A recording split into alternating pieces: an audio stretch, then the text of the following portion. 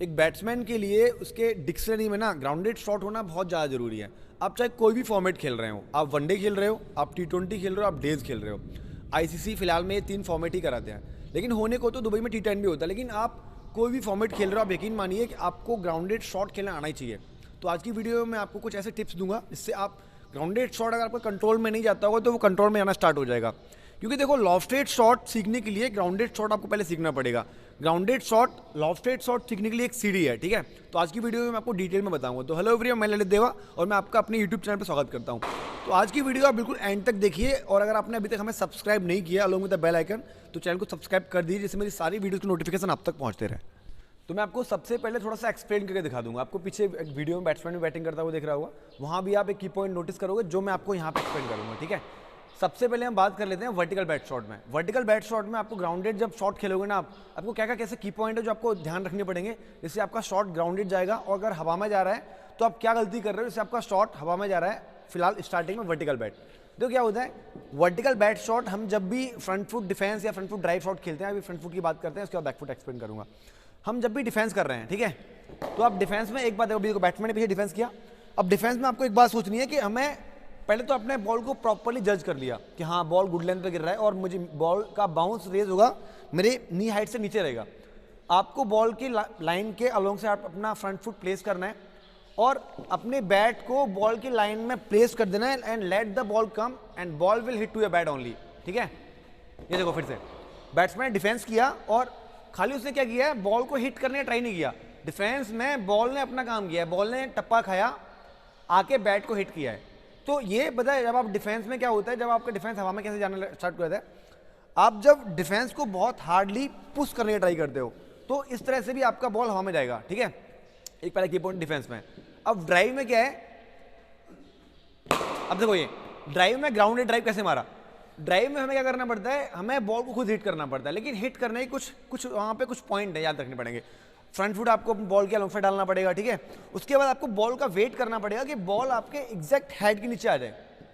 Head के नीचे आ जाएगी तो आपका बैट का आर्क स्ट्रेट रहेगा, और बैट का आर्क अगर स्ट्रेट रहा ना तो फिर आप देखोगे कि आपका जो शॉट है वो फुल कंट्रोल में रहेगा। बैट का आर्क मतलब बैट आपका ये है, आपने अपना हेड यहाँ प्लेस किया हुआ है। अब वीडियो में पूरा वीडियो आ रहा होगा मेरा, अगर नहीं आ रहा तो अब देख लीजिए। आपने हेड यहाँ प्लेस किया है तो देखो मेरा हेड अभी ऑलमोस्ट फ्रंट फुट टो के ऊपर है। अब ये एक ऐसी जगह है जहां पे मेरे बैट का जो आर्क है ना, बैट की जो पोजीशन है वो ऐसी एकदम स्ट्रेट है, देखो ये। अब यहां से जब बॉल का बैट से इंपैक्ट होगा तो बॉल ग्राउंडेड जाएगा। लेकिन जैसे जैसे मैं इंपैक्ट, अगर मैं हेड से आगे इंपैक्ट करता हूं तो देखो मेरे बैट का शेप कैसा होगा, अभी स्ट्रेट है। यहां से जैसे जैसे आगे बढ़ता रहेगा वैसे वैसे मेरे बैट का शेप ये होता रहेगा।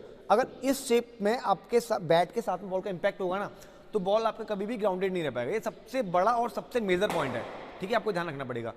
सबसे ज़्यादा आपके लॉफ्टेड जाते हैं ना ड्राइव खेलते हुए, वो इस रीजन की वजह से जाते हैं। तो आपको ध्यान रखना है, आप वर्टिकल बैट में डिफेंस कर रहे हैं तो बॉल के along side front foot place कर दिया, और ड्राइव कर रहे हैं तो आपको सारा मैकेनिज्म सेम करना है। खाली आपको बॉल को हिट करना है below your head and inside your front foot toe, ठीक है। अब देखते हैं बैक फुट का, ठीक है। बैक फुट में भी सेम मैकेनिज्म है। हम जब डिफेंस कर रहे हैं पहले हमने बॉल जज कर लिया, हमें बॉल कहाँ का बैक फुट ड्राइव खेलना है, बैक फुट डिफेंस खेलना है। इस वीडियो में नहीं बताऊंगा आपको कौन से बॉल पे खेलना है, आप मेरी प्रीवियस वीडियो में देखिए, मैंने बहुत डिटेल में एक्सप्लेन किया है। अब देखो क्या होता है, बैक फुट पे जब बैट्समैन खेलता है ना, बैक फुट पे जब बैट्समैन खेलता है तो वहाँ पे क्या होता है, बॉल हवा में क्यों जाता है। और मैं आपको एक और बता दूँ, बहुत सारे बैट्समैन, बहुत सारे, मैं किसी को पॉइंट आउट नहीं कर रहा हूँ, बोलते हैं कि बॉल हवा में जाता है बॉटम हैंड लगने की वजह से। इसका मेन रीजन ये है ही नहीं है कि आपका बॉल हवा में जा रहा है बॉटम हैंड लगने की वजह से। आप कभी देखो, आप कभी यॉर्कर बॉल को हम पूरा बॉटम हैंड की हेल्प से मारते हैं, लेकिन यॉर्कर बॉल फिर भी ग्राउंडेड जाता है। क्यों जाता है पता है आपने, उसमें सोचा इसका लॉजिक। कभी भी आप अपने आप सामने से यॉर्कर बॉल फीड करवाइए, और आप उसको, यॉर्कर बॉल हम कभी भी टॉप हैंड से नहीं खेलते हैं, मेनली बॉटम हैंड से खेलते हैं। आप उसको बॉटम हैंड से मारिए, आपका बॉल हवा में बहुत ही कम जाएगा, बहुत ही रेयर। तो यहाँ पे सिंपल सा फंडा है बॉल की हवा में जाने का, कि एक तो आपका इम्पैक्ट हेड से आगे हो रहा है, ठीक है। सेकेंडली क्या है, आप जब इम्पैक्ट कर रहे हो ना, आपके बैट का जो शेप है वो बहुत डिसाइड करता है, ठीक है। अब देखो क्या होता है, अब अगर आपका बॉटम हैंड नहीं लगेगा ना तो आप यकीन मानिए आपके शॉट में पावर नहीं आएगी। आप कभी खुद से आप एक वो करिए, एक एक्सपेरिमेंट करिए, आप ड्राइव खाली फ्रंट फुट से खेलिए, ठीक है। फिर आप देखिए शॉट कितनी स्पीड से आ रहा है, फिर आप ड्राइव खेलिए दोनों हाथ से, सॉरी फ्रंट फुट से नहीं, खाली टॉप हैंड से ड्राइव खेलिए आप देखिए शॉट में कितनी पावर आ रही है, ठीक है। उसके बाद आप ड्राइव खेलिए दोनों हाथ से, और फिर देखिए आप शॉट में कितनी पावर आ रही है।